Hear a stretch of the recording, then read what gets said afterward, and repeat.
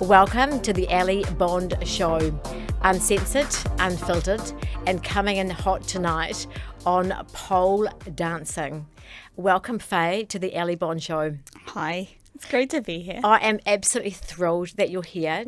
For all our viewers, Faye and I met on the gram, and I know that social media gets such a bad rap at times, but I have actually met some really phenomenal people on my Insta journey, and you've been one of them. And so, thank you so much for coming along today to talk about, I guess, pole dancing, which I really believe most women are really intrigued about. And so are you happy to, I guess, share how you fell into pole dancing in the first place? What attracted you to the pole?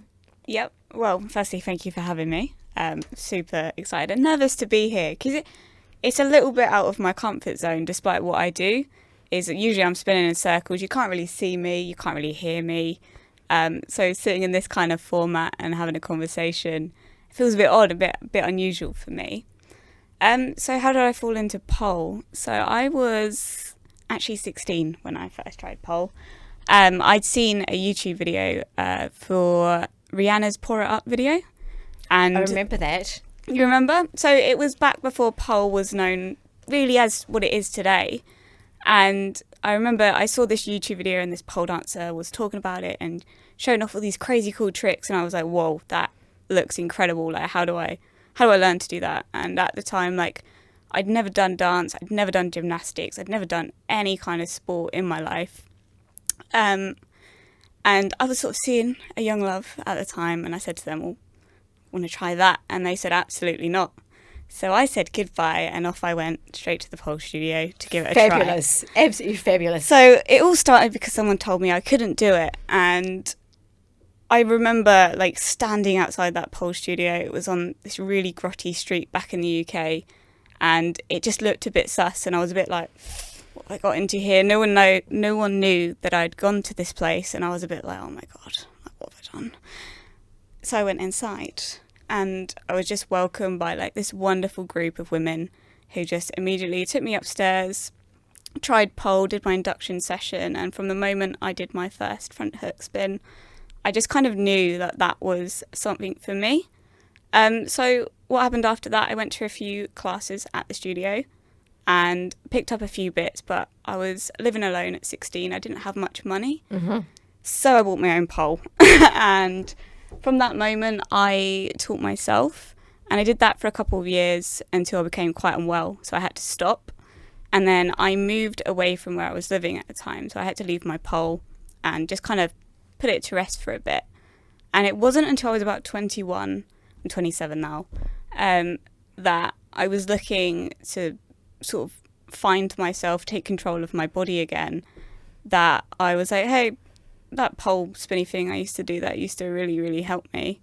Why don't I get back into it? So again, I bought a pole, put it up in my little studio flat at the time. Didn't really come down since. Because I watch your videos that you upload to Insta, and I'm just mesmerised by them. And one of the questions I have is that, to start pole dancing, when you started out, do you have to have a certain level of, I guess, fitness? Like I can raise a glass of wine really easily, but do you need to have a certain level of fitness to actually be able to pull yourself up on the pole, or what would you recommend? If I said to you, Faye, yep, I'm 52 and I'm going to actually go and try pole dancing, then what would you say would be a first step in doing that? Come on in, like, okay. Is that a challenge? Why haven't you been to my class is a real question.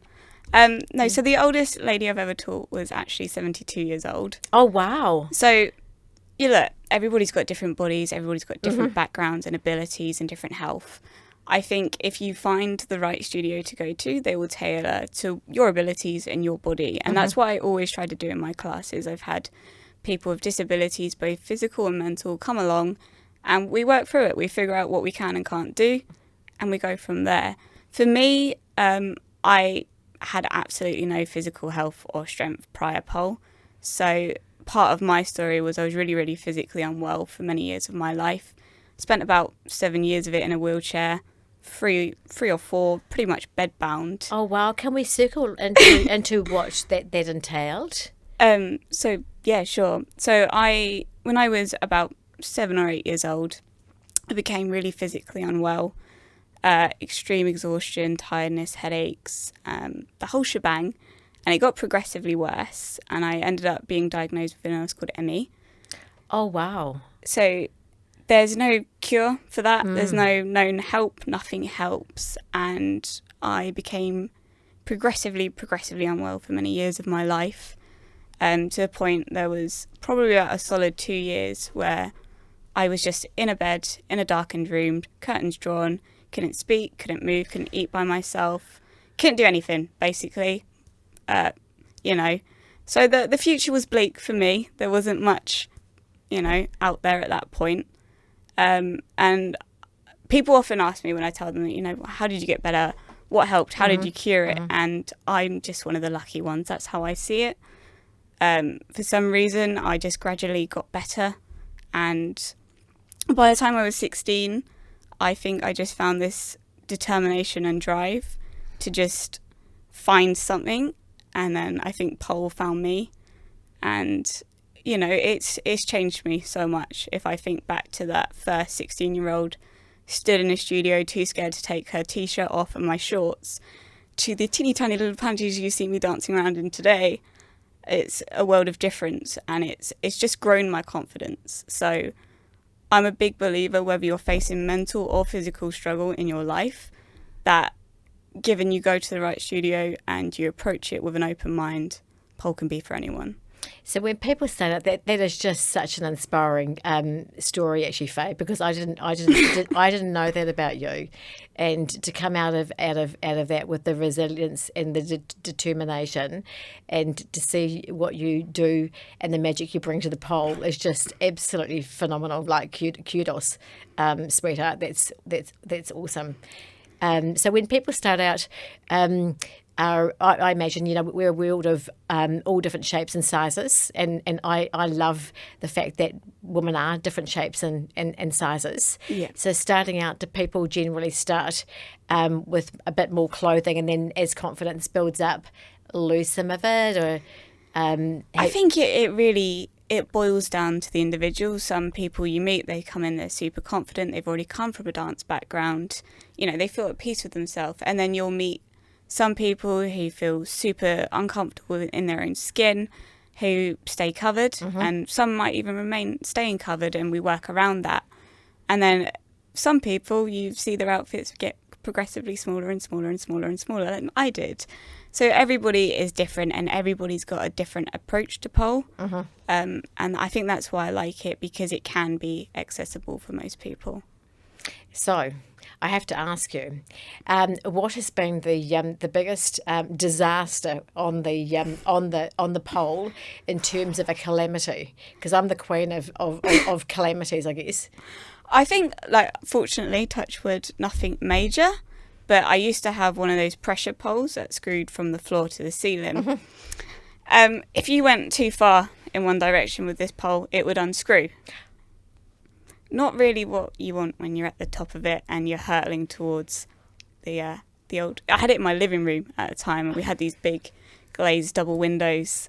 It wasn't much fun to be finding myself falling towards them. That was probably the scariest pole moment I've ever had. Was it private? No one else there? No one else there, fortunately. Yeah. Just in my living room.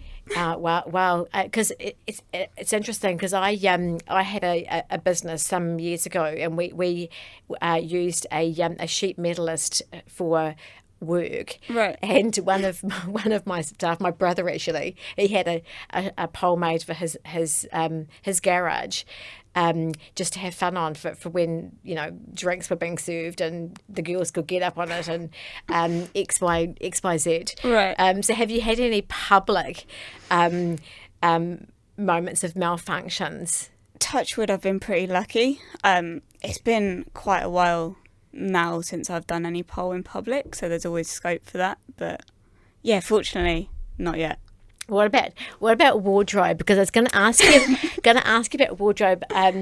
You know, I in my 20s, Yeah. my first husband used to go to showgirls regularly with all the men in suits would go there quite regularly on a Friday afternoon, Right. and then the girlfriends would join for an hour or so. And you know, I'm a very very liberal woman, and absolutely loved going.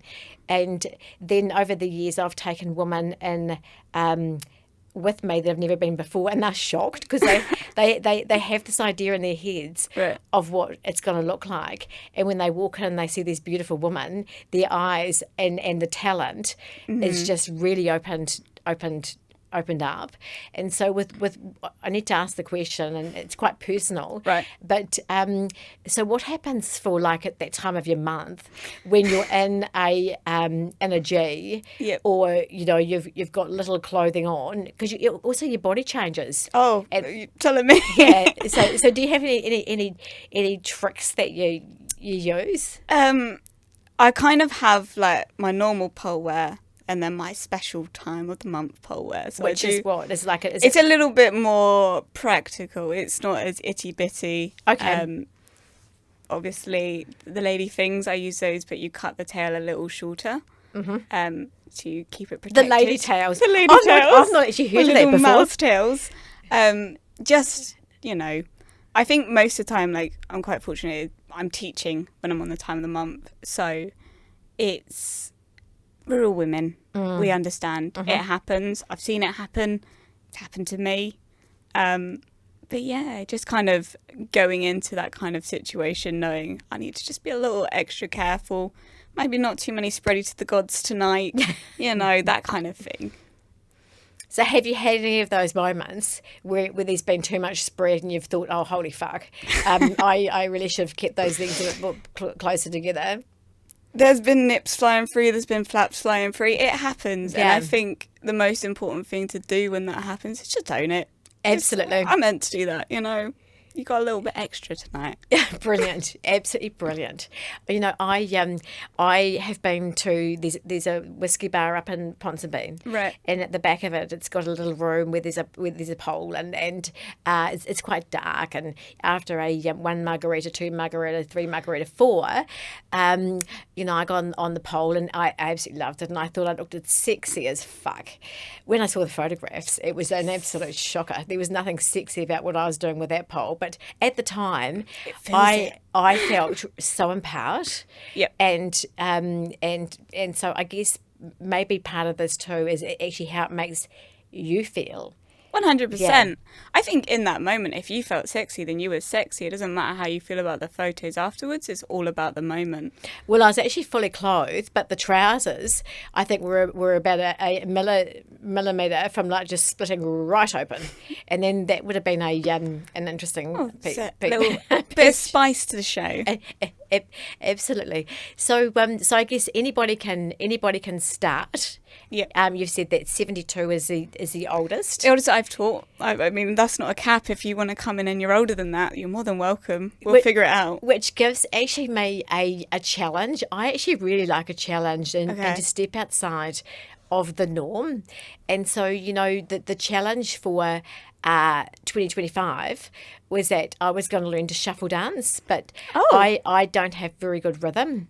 Neither do I. I've got great rhythm for raising my wine glass, and but can't say that rhythm is one of mine. So maybe I should move my 2025 goal out into starting pole dancing, and maybe we could actually follow the journey of the calamity from the first session and see how far I can go. I guess strength for me is a bit of a concern, because how strong do you need to be in your arms to pull yourself up? I mean, obviously we'd be starting you as a beginner, so you wouldn't need to worry about too much. That stuff comes with time. And you work on it, and it comes over the amount of times you try to pull yourself up. I think that's the nice thing about beginner classes. Yeah, they're hard and they can be exhausting, but there will be something you can do within that class. And then just after my beginner tricks, I've just started beginner flow, which I think will be more up your street because it's less heavy pulling, pushing, all those weird bendy tricks that I do, and more just like learning to be sensual with yourself, learning to just flow and not be afraid of too much. So in the classes, are they one-on-one, are they group, or is it a mixture of them all? Yeah, so I teach both one-on-one and I teach group classes, so it's just what you feel like you're comfortable and ready to do. Plus the class sizes are never massive. It's, you know, most you're going to be looking at is a handful of women who all feel exactly the same way as you do. So your pole that is featured regularly on your gram, which I just absolutely love, is that in your living room? So I'm very fortunate that I've come to a place in my life where I can have rooms of my home specifically dedicated to pole. So as soon as I go house hunting now, I'm like, how high is that ceiling? Which is ridiculous considering the size of me, and real estate agents kind of look at me like, why are you so interested? Classic. So no, that is like a little off part of my house that I just have as my pole and stretch room. And yeah. It's got a fireplace in the in the corner, but I haven't actually seen the fire going yet. Doesn't work. It doesn't. It's basically, so it hasn't been used in years. At the moment, birds just nest in it. Okay. And I don't want to disturb that. Because I think that could have been really hot with the fire in the background with some of your It would be lovely, but it's kind of a birdhouse now. The other day I had to rescue a little bird out of the fireplace. I just saw it peeping. So your life is so intriguing to me. It's layered, right. and I love layered life stories. And so you've relocated out to Beachlands where you need a bloody passport literally to find where you've moved to, and you've also found a passion for it's not a newfound passion. You've always been passionate about animals. Yeah, but like a newfound passion about birds, which I never saw coming. And that was interesting in itself. So I wanted a dog because I had a car accident in October last year. And I was quite badly concussed from it. I was pretty mangled and felt a bit sorry for myself. I've moved to this beautiful new house, but I can't leave it. I can't get anywhere. I don't know anyone. No one can come and see me. So it was just me for a little bit, and that was quite scary at points, and I didn't really know what to do, so I asked the property owners if it would be okay to have a dog there, and they said no, hard out no, so I was like, okay, whatever. And then the next day after that, they came round and said, well, have you considered some outside pets? And I was like, no, why would I consider that? And they suggested some chickens. Originally, I didn't want chickens because I didn't really like chickens. I didn't really like birds that much. And then I was like, maybe I'll get some ducks.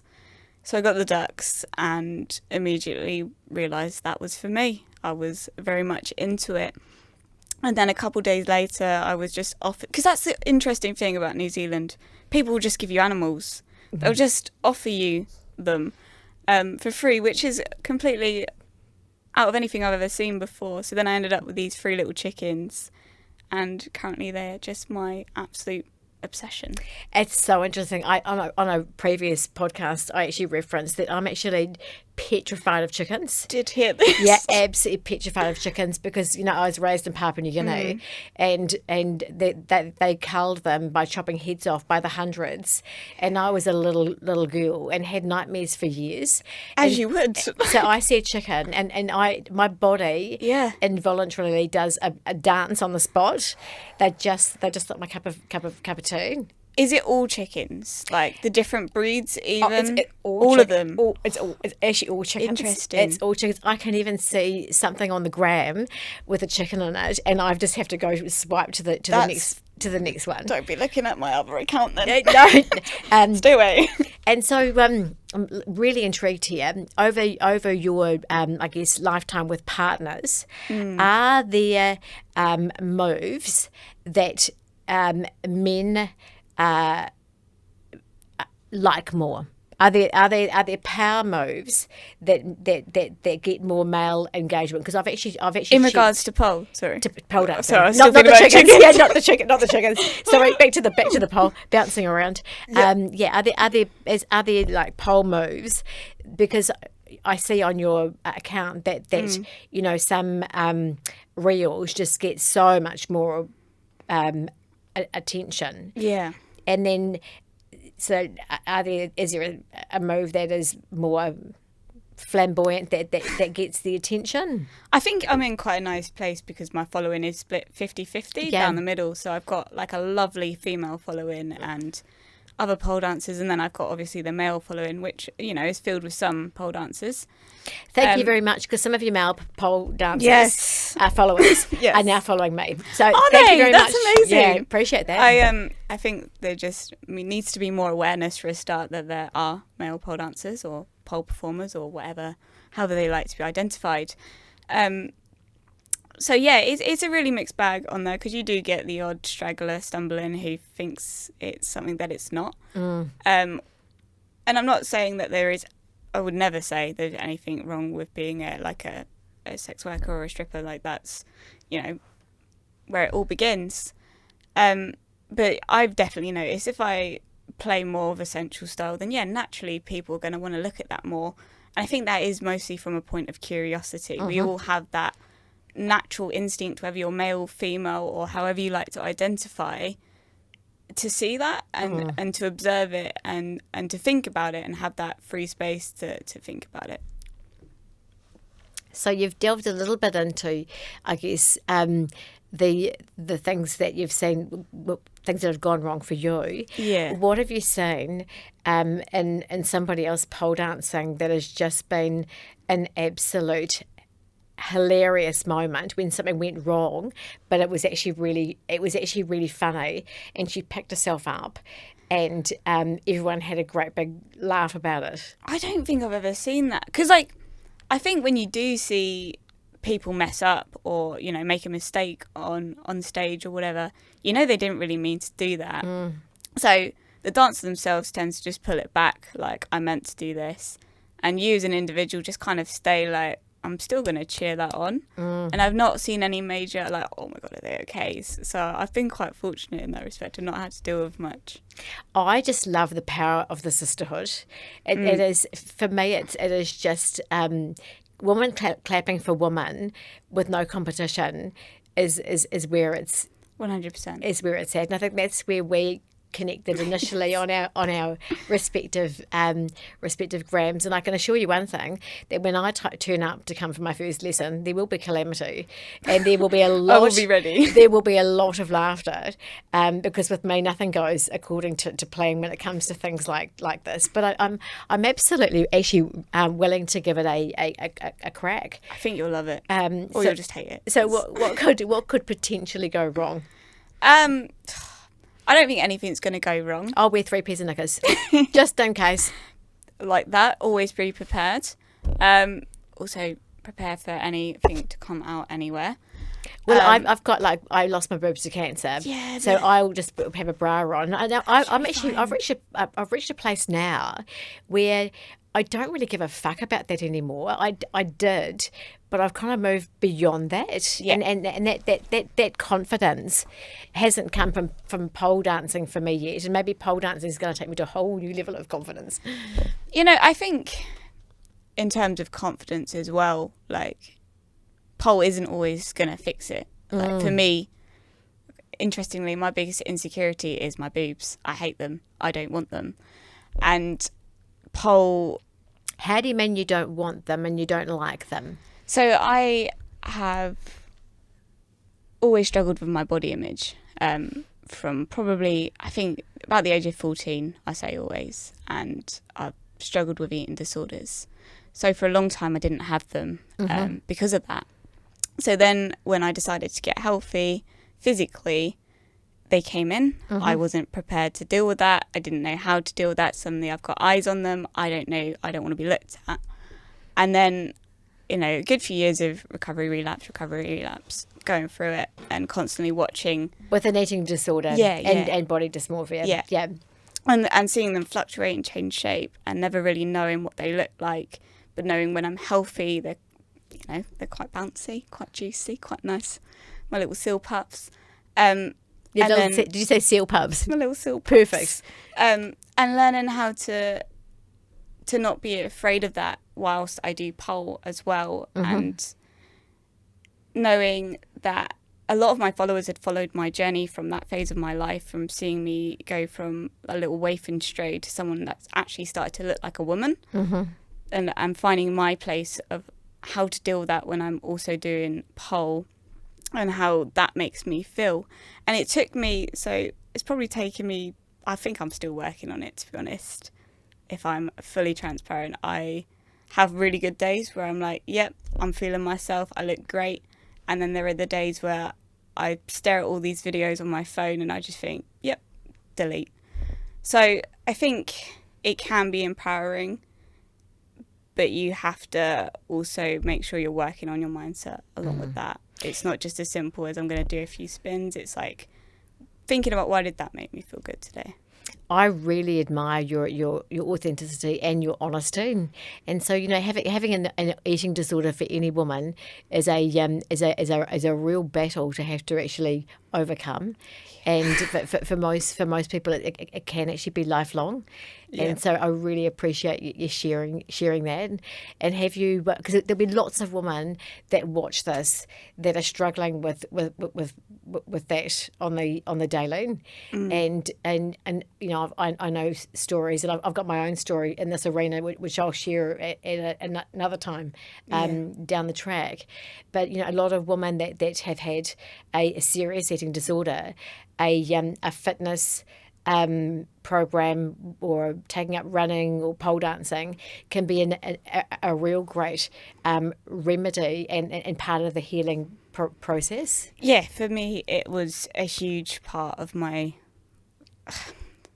I guess, my journey to recovery. I think I'm the most happiest place ever. I've just kind of celebrated my first full year of no relapse, like just a straight clean year of working on myself without giving into that.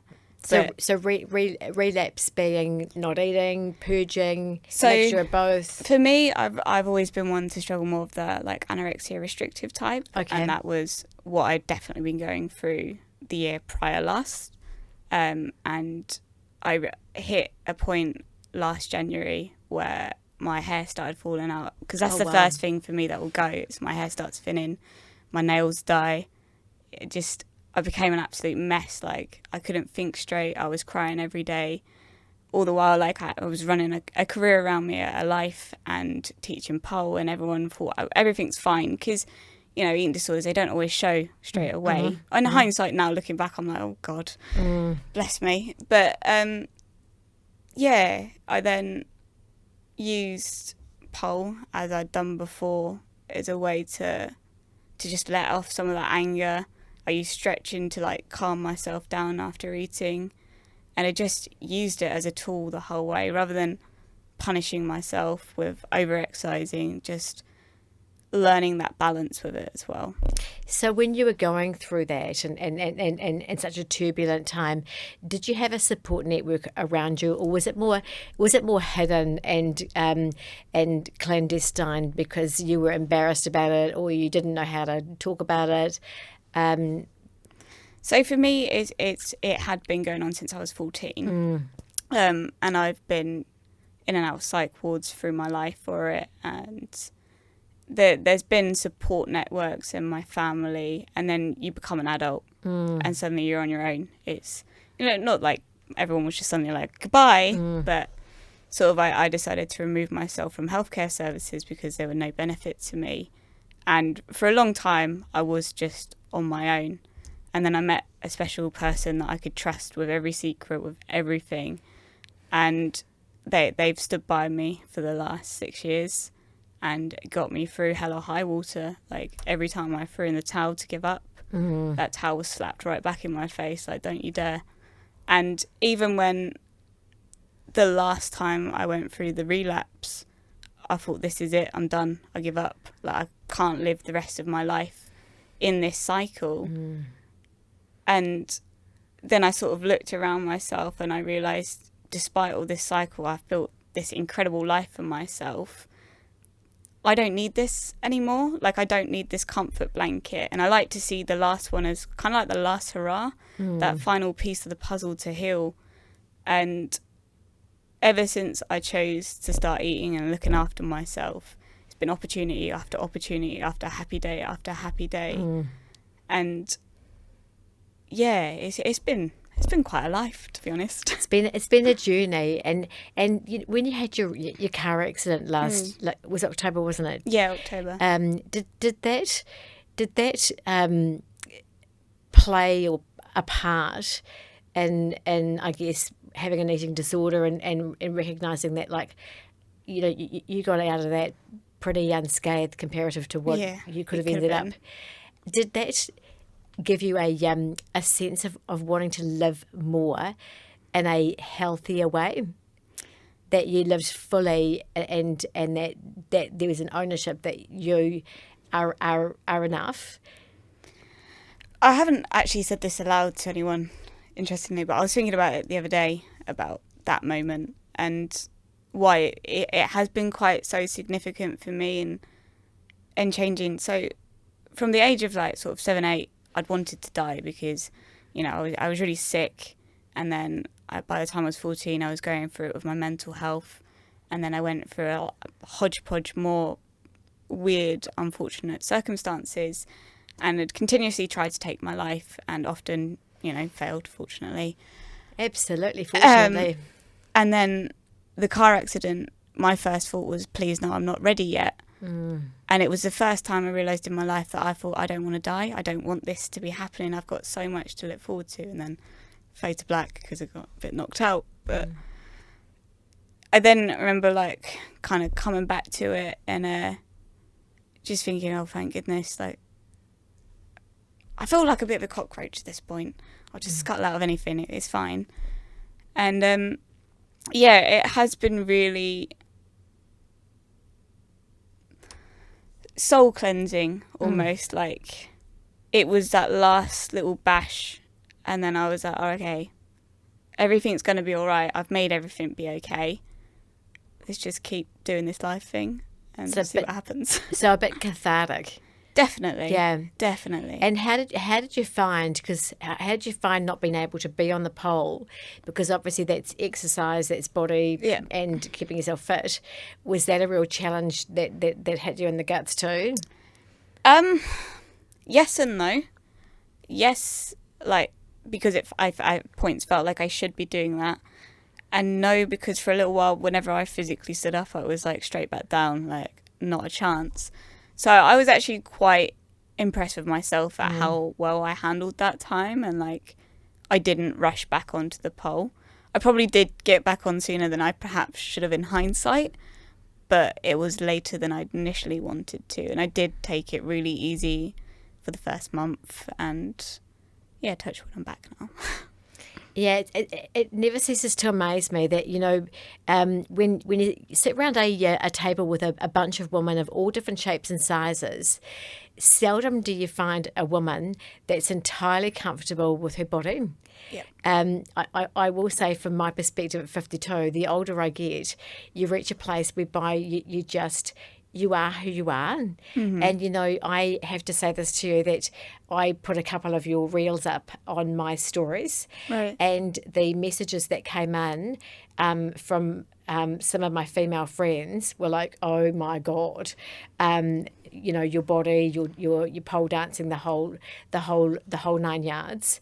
And yeah, you're just an inspiration, and I really hope that the journey continues, not only with pole dancing, but with telling your life story, because I didn't know all of that. And I'm just sitting here thinking, oh, wow, there's just so much more than what I knew that makes you even more powerful.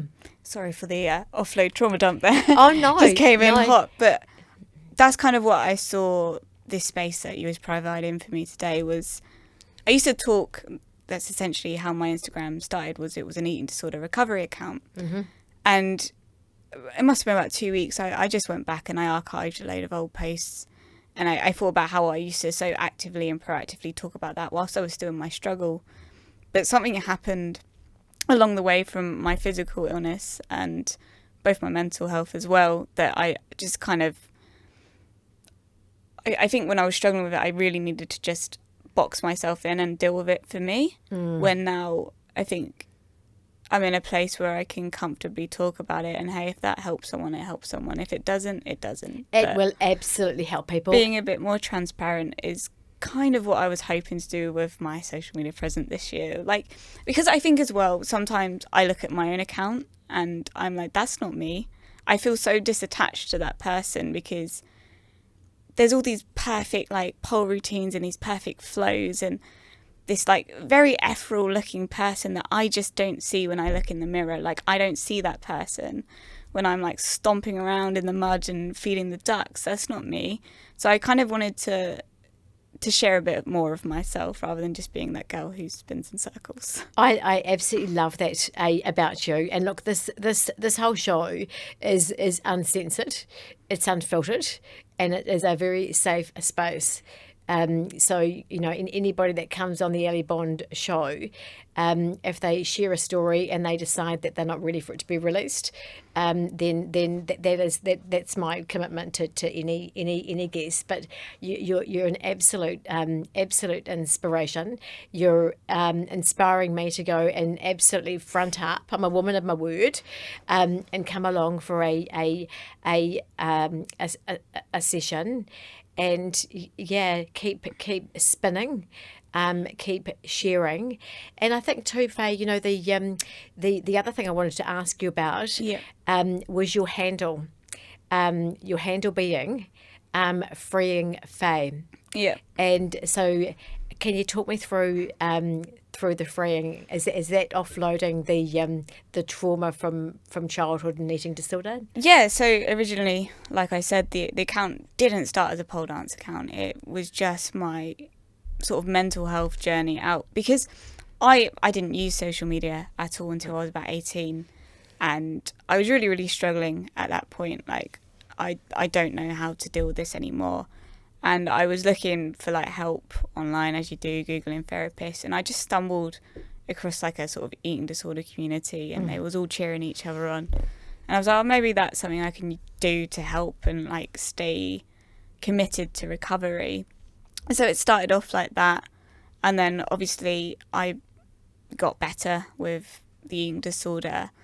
So it seemed appropriate to change. It's particularly when I moved to New Zealand, I was kind of wiping the slate clean for myself and just being like, fresh start, what are you doing? And I was doing pole, so then it just kind of took off from there and became the account we see today. And yeah, there's not much to it other than it's free and in my name. It's brilliant, because, you know, I found that with my cancer journey, the support that I got from randoms on the gram was actually more helpful than my friends that hadn't walked my path. For sure. They actually understood it, and so to this day, I'm still in regular contact with the people that were encouraging me and clapping for me the most. Yeah, I think when you don't always get to connect with someone directly in your life that's struggling with the same thing that you are, but then when you have the opportunity to meet and talk to someone who's going for the exact same thing, you suddenly start to feel a little bit more normal. And like it definitely helped me understand that everything that I was experiencing and going through wasn't just limited to me. There was heaps of people out there having the exact same experience, and suddenly I felt less isolated, and that there was actually some hope that I would recover. It takes its time. Is it a daily battle still in a small way for you, or do you feel like you're moving beyond it? That's a great question, actually. I think this is the healthiest I've ever been in my whole life. Thank you. And it's definitely still an active conversation between me and that person to make sure I am doing okay. And I still have to sort of plan and account for, hey, don't use this as an excuse to slip up. Don't feed into the thoughts of, I just tone up a little bit, I'll just drop. Like, I have to stay really mindful of that. And I think as well, there's a lot of people think it's just, you know, not eating, but it's a lot of things about relearning how to eat in social situations and, you know, how to just accept food that's out of your plan. So it's still stuff like that I'm learning to work on, and learning to trust eating in front of strangers. And that sounds not that normal, but the more people that you speak to with the disorder, you kind of learn, oh, actually that does kind of come with the territory. And that, I think particularly being in New Zealand, it's such a foodie place. Like, so many things that you'll go to, people are immediately offering you food. And, you know, it's a love language too. It's such a love language out here. And I think that's also really helped me heal the relationship, and sort of identifying, hey, that there's this safe person I know that's going to be here. So when I'm presented with that situation, I'll cling to them like a bug and eat beside them, so that I'm challenging myself, I'm putting myself in a safe position. And yeah, just learning how to navigate it and move forward with it. So today was probably one of my biggest things I've overcome, was completely spontaneous lunch out with my work colleagues, which ordinarily was something I would just not do. I would make an excuse. I had to be somewhere. I'd already eaten. Any excuse in the book, I've used it. And then to sit there and do that today was just like this beautiful realization again, that I think I'm going to be all right. I've kind of, you know, I've got this far. Where can I go? What a big day for you, and I'm so grateful that you got through the nerves and decided not to cancel. Yeah, sorry about that. So it's actually been it's been quite a challenging day. It has been, but look, you're here and you're sharing so authentically that I just know that every listener is going to walk away from listening or watching this with a real level of understanding eating disorders a bit more, and yeah, you should be really, really proud of how far you've come. I have actually got though some quick fire questions for you, because I had some come into my little gram. They relate to the poll. Oh, okay. I imagine I might get more though that come in about eating disorders, so we might actually reconvene. Might have to do round two. We may have to. So, one was heels or barefoot. Heels. Always. Yeah. Can you start with barefoot? No. Oh yeah, sorry. I was just thinking for me. Yeah, it is for you. Yeah. But yeah, no, you can do it barefoot, especially if you're coming to beginner classes. You can just start off barefoot. Grand. Proudest poll moment? Oh, that's a great question. Probably getting a move called Rainbow Marchenko. So what's that? Rainbow Marchenko is it's quite an extreme move. You might have seen me do it. It's, how do you explain it? Pole. We should have had legs. a poll. We actually should have had a Let me poll. just demo. We should have had a poll here where we could have actually had a demo. So run me through that move again. So there's the pole, and then my body's curved around the pole here, and then my legs are spreading out in a split above my head, and I've grabbed that foot and pulled it. Oh wow! It's quite a thing. Do you think I'll be ever able to do that move? Or am I just being unrealistic, thinking that that's something I could ever do? Look, I'm not a dream destroyer. I'm an encourager. but if you want to, we can work on it. Brilliant. So that's the proudest poll moment. Guilty pleasure song. Oh, I don't know the name of it, but it's that one that's tequila. Aha. Okay, that's your guilty pleasure song. Sexiest poll move. Which is it the same as what you've described? Oh, there's nothing. If that's sexy to you, you've got something going on. Well, I have lots of things going on. So that's a bit spicy. No, probably meat on a platter, which is definitely not called that. Oh, these names are quite racy. What's meat on a platter? So you've got a hand under your booty. Yeah. And then you're just kind of spreading out to the audience. I see. I love watching girls. This is actually making me very excited. Oh. Advice for anyone wanting to get to give the poll a go. Well, you've actually already covered that. I hope so. And that just turn up and give it a go. Yeah. Actually, my motto with my daughter is we don't say no. We actually give it a go. That's one of our that's a good one. Our sayings that happen a lot. Subscribers. What do people get if they subscribe to your account? That's often a question I get. I'm going to be honest, it's not that exciting at the moment. So initially I had planned for it to be sort of flexibility and stretch content, teaching you the hows and how I'm so noodly. Okay. But I actually haven't had as much time as I wanted to put into that. I've had a lot of conversations with people through it about flexibility and giving advice and help. Mm-hmm.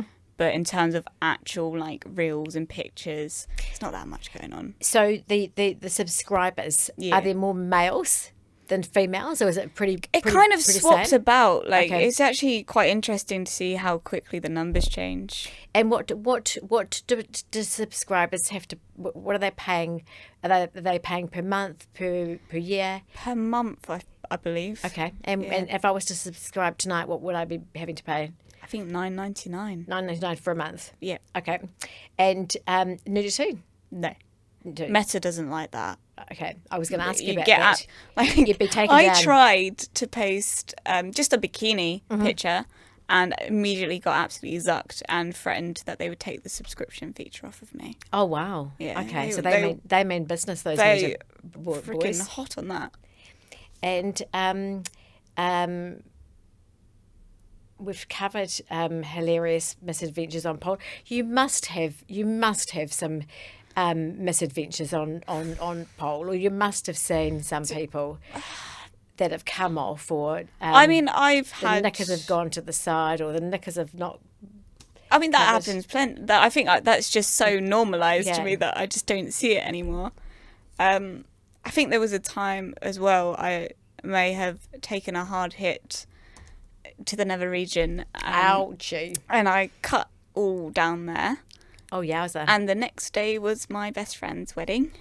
And that meant sitting for many hours. And that was the most uncomfortable day of my life. Oh, no. That would not have been a good day to have to get back up on a pole for any form of show. No. What is the most ridiculous thing that you've done to prepare for a performance, or you know, do you use other things around the home, like a door, rather than the pole at times, practicing moves? I think the most ridiculous thing about performances, there was once a performance that I was doing and there was nowhere to like go and change and warm up, but there was just like this dark area, like sort of curtained but smaller than this, and just kind of scrabbling around in the dark to get changed and warm up, and that was the weirdest experience ever. Because it doesn't really set the vibe for you to go out and feel confident. It's like, is that some cobweb on my leg? Well, I just think you're amazing. And I guess from spins to life lessons, I actually drafted this without even realising that we were going to walk into a conversation about an eating disorder. And I just want to shine a massive torch on this too, because I think it's a subject that impacts so many women and actually men. And so just really applaud you for sharing that story. How do my listeners and viewers find you? Where can they find you on Instagram? Yeah, Instagram's where I'm the most active. And your account is, I'll pop it up actually in the reel. Oh, it's Freeing Freeing Faye, yeah. With a little underscore. And we'll actually pop it into the video that's uploaded, I should say. And then what about YouTube? Are you on YouTube at all? No, I'm pretty much mostly just on Instagram now. But I was on TikTok for a bit, but they kept getting banned, so... Not for me. They banned them? Yeah. What, because of? Too much skin, apparently. Okay. Have you ever considered OnlyFans? I have. But it's just... I don't know how to answer this. I find that it for me, it attracts a certain type of attention that at this point in my life, I don't particularly want anymore. Okay. Do you know what... I'm intrigued with OnlyFans. I thought I could put my feet on there and see if I could make some money just for my feet. Do you know... because I know bugger all actually about OnlyFans. Do you know what kind of money people can earn from OnlyFans? Only from what I've seen in the media. Yeah. With like the likes of Bonnie Blue and but she's out the gate, that one. Yeah, I really, it's not my area of expertise. Well, what would be the one thing that you'd like to leave, I guess, any woman that are watching this, that are feeling like they'd like to become sexier, and would like to try pole as a way of increasing their body and their sexual confidence? I think there is a beautiful community of sorry, let me start again. I think there is a beautiful community of sex workers in New Zealand who teach sensual pole classes. I would advise you just do a bit of research, you seek them out. I can point you, if you ever want to DM me, I can point you in the direction of some people that would just hit the mark with that.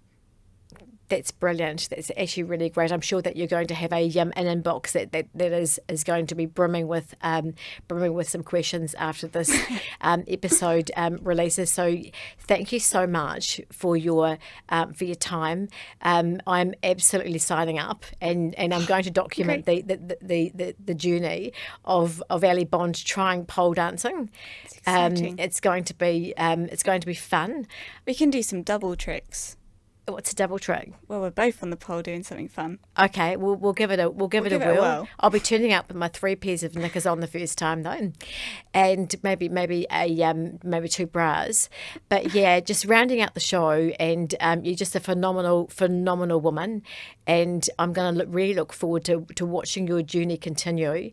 Not only with pole dancing, but with, I guess, health and body confidence. Just life. 100%.